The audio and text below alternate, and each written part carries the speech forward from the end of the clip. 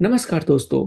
आज मैं जिस मूवी का रिव्यू करने वाला हूं उसका नाम है स्माइल। लेकिन दोस्तों ये स्माइल हंसने वाला स्माइल नहीं है, बल्कि इस स्माइल को देखकर आपकी हालत खराब हो जाएगी। तो देखिए, ये मूवी जो है 2022 में रिलीज की गई। इसके डायरेक्टर है पार्कर फिन। और ये जो मूवी है एक शॉर्ट मूवी पर बेस्ड है जिसका नाम है लॉरा डिडंट स्लेप्ट, जो 2020 में रिलीज की गई थी। तो देखिए, सबसे पहले मूवी जब स्टार्ट होती है तो एक बहुत ही ड्रामेटिक सीन होता है जिसमें एक औरत बेड पर लेटी हुई है और शायद वो मरने वाली है या मर चुकी है।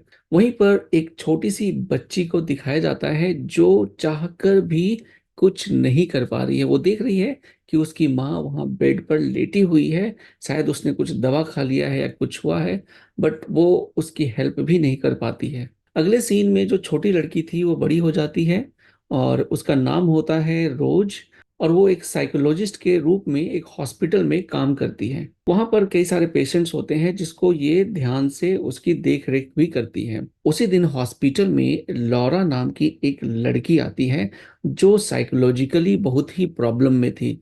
उसको कुछ चीजें दिखाई पड़ती है जो बाकी कोई नहीं देख पा रहा था। जब रोज उससे कमरे में अकेले उसका सेशन लेती है और पूछती है कि बताओ क्या हुआ, तुम कुछ बोलना चाहोगी, तो उसी वक्त जो लॉरा है वो डर जाती है और वो बोलती है कि वो यहीं पर है, वो तुम्हारे पीछे है, वो मुझे नहीं छोड़ेगा। और ऐसे डरने लगती है, पता नहीं, जैसे वो कुछ बोलना चाहती है और वो बोल नहीं पा रही है। थोड़ी देर बाद अचानक से लॉरा अजीब तरीके से स्माइल करती है। आप देख सकते हो यहाँ पर जो मैंने बैकग्राउंड में फोटो लगाई है, बिल्कुल ये लॉरा की ही पिक्चर है और वो ये स्माइल देती है। और दोस्तों ये स्माइल, माय गॉड, इतना ज़्यादा खतरनाक और इतना ज़्यादा दिमाग खराब करने वाला था कि मैं क्या बताऊं जब मैं मूवी देख रहा था। और उसके तुरंत बाद अचानक से वो गिर पड़ती है और अपना गला ऐसे कट कर देती है। ये सीन दोस्तों सच में बहुत ही खतरनाक था। इन चीजों को देखकर रोज काफी ज्यादा घबरा जाती है। उसको समझ में नहीं आता कि ये क्या हो गया, अचानक से उस लड़की ने खुद का सुसाइड क्यों कर लिया। अब रो रो कर उसकी हालत बहुत ज्यादा खराब हो गई है। अब प्रॉब्लम ये हुई दोस्तों कि जब रोज अपने घर पे जाती है तो उसके साथ भी अजीबो गरीब चीजें होने लगती है। उसे ऐसा लगता है कि कोई उसका पीछा कर रहा है और दूर से, कहीं दूर से उसे देख रहा है। उसके बाद एक रात में एक बहुत ही डरावना सीन होता है। वो घर में बैठी होती है अकेली। उसका जो फियोंसी है वो अपने ऑफिस में है।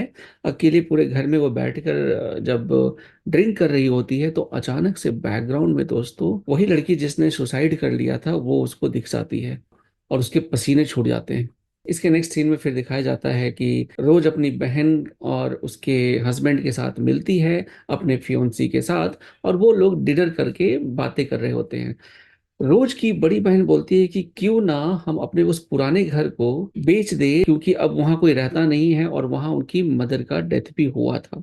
यहाँ पर रोज काफी गुस्सा करती है अपनी बहन से और बोलती है कि तुम्हें तो बस पैसों की फिक्र है, मैं उस घर को बेचना नहीं चाहती।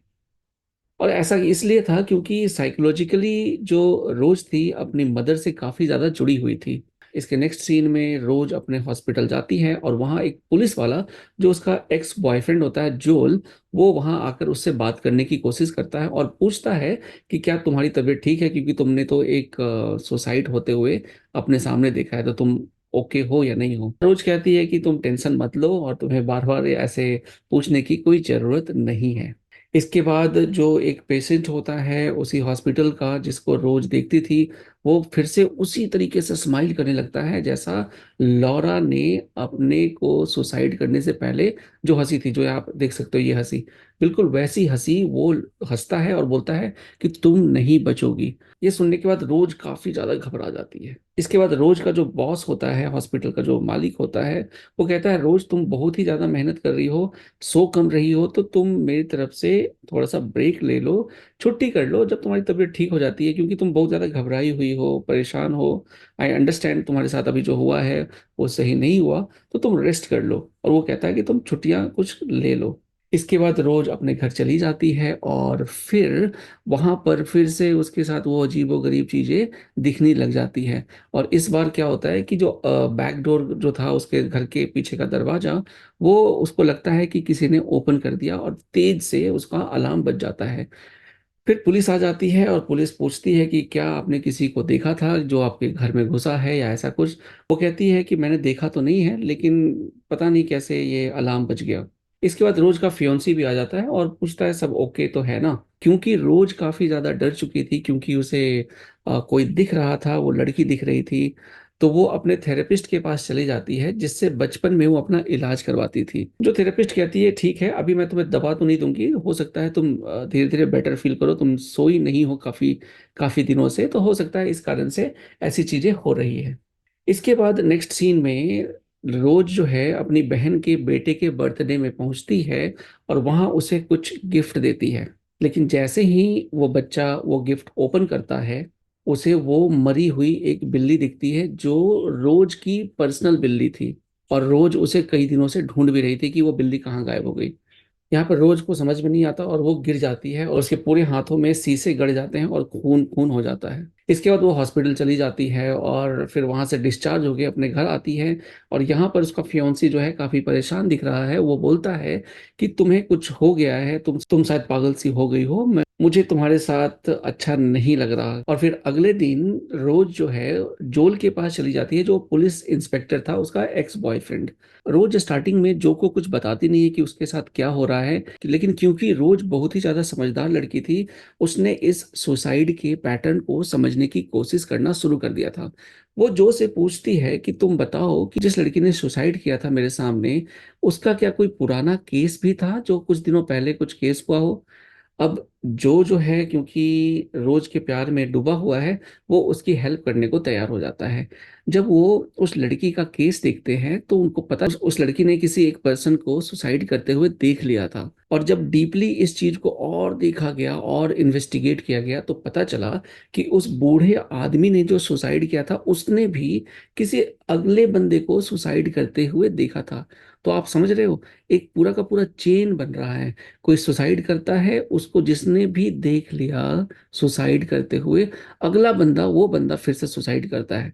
और फिर वो अगली बार फिर सुसाइड करता है, तो फिर वो जो है अगला बंदा जो उसको देख लेता है सुसाइड करते हुए, फिर वो करता। तो एक चेन सी बनी है। और यहाँ पर रोज ने क्रैक कर लिया है कि एग्जैक्टली क्या हो रहा है और उसके साथ क्या होने वाला है। इसके बाद एक बहुत ही इंटरेस्टिंग चीज रोज को पता चलती है कि एक बंदा ऐसा है इस पूरे चेन में जो बच चुका है, उसको कुछ नहीं हुआ और वो जेल में बंद है।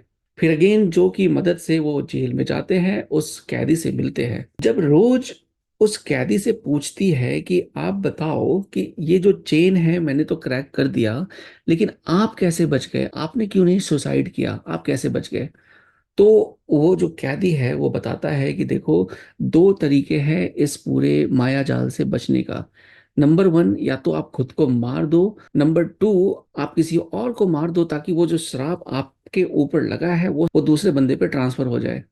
और यही चीज मैंने किया था। मैंने जब किसी को सुसाइड करते हुए देख लिया था तो मैंने किसी और का मर्डर कर दिया था और उस मर्डर को किसी और ने देख लिया था। इससे वो जो श्राप था वो मेरे ऊपर ना होके उस दूसरे बंदे पर ट्रांसफर हो गया था। रोज कहती है कि नहीं, मैं किसी को नहीं मार सकती।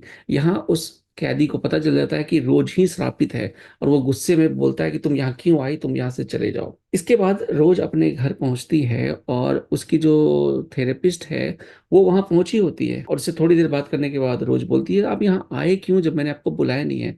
तो अचानक से जो थेरेपिस्ट है वो वही स्माइल देती है और रोज को पता चल जाता है कि ये जो भी शक्ति है वो उसको ढूंढते हुए उसके पीछे पड़ी है और वो दूसरे अलग अलग शक्ल को बनाकर उसके साथ ही घूम रही है। किसी तरीके से यहाँ से वो बचकर निकल जाती है और वो अपने पुराने घर जो बचपन में जहाँ रहते थे वहां पर वो पहुंचती है। घर के अंदर जाकर वो थोड़ी देर इधर उधर घूमती है और उसके दिमाग में उसकी माँ का चेहरा नजर आ जाता है। उसकी माँ जो है पूछती है कि तुमने मुझे बचपन में क्यों नहीं बचाया था बेटे। तो वो कहती कि तुम मुझे डांटती थी और मैं बहुत छोटी थी। तभी अचानक से उसकी जो माँ है वो शैतान में बदल जाती है और रोज उसको लालटेन से जला देती है। जो ये शैतान था जो उसकी माँ के रूप में था वो जल जाता है और पूरा का पूरा घर दोस्तों यहाँ पर जल जाता है और रोज वहां से चली जाती है। रोज वापस जाती है और जो के घर पहुंचती है और जो को कहती है कि मैं बहुत ही टेंस्ड हूँ, क्या तुम मेरे साथ रहोगे, मैं तुम्हारे साथ ही रहना चाहती हूँ। लेकिन अचानक से जो है वो फिर से वो स्माइल देने लगता है और यहाँ रोज समझ जाती है कि ये जो अननेचुरल शक्ति है वो अभी मरी नहीं है, वो अभी खत्म नहीं हुई है, वो अभी भी इसके पीछे है और शायद वो इसके पीछे ही रहेगी। इसके बाद अचानक से वो फिर से भागती है और अपने उसी घर में फिर अंदर चली जाती है। वहां उसे वो शैतान एक विकराल रूप में दिखता है। माय गॉड दोस्तों, उसको देखकर, उस सीन को देख के मेरे तो गूसबम्स आ गए थे। आप देख सकते हो कितना खतरनाक शैतान यहाँ पर दिखाया गया है। इसके बाद वो जो शैतान है रोज के चेहरे को ऐसे पकड़ता है दोस्तों और उसके मुंह के अंदर घुस जाता है। ये सीन देखकर भाई साहब दिमाग खराब हो जाता है।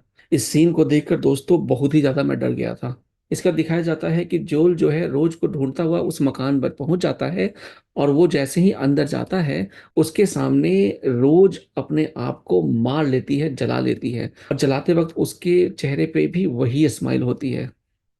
और इसके बाद दोस्तों मूवी यहाँ पर खत्म होती है और एंड सीन में दिखाया जाता है कि जो ने रोज को सुसाइड करते हुए देख लिया था और इसलिए ये जो श्राप है दोस्तों रोज से जोल में ट्रांसफर हो चुका है। तो ये थी दोस्तों बहुत ही disturbing story of a smile movie.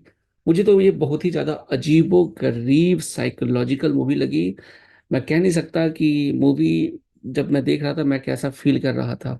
बहुत ही अजीब सा फीलिंग था दोस्तों, बट क्योंकि आप लोगों ने बोला था कि इसका रिव्यू करना है तो वो मैंने कर दिया। मेरी तरफ से इस मूवी को 6 आउट ऑफ 10 रेटिंग मिलेगी।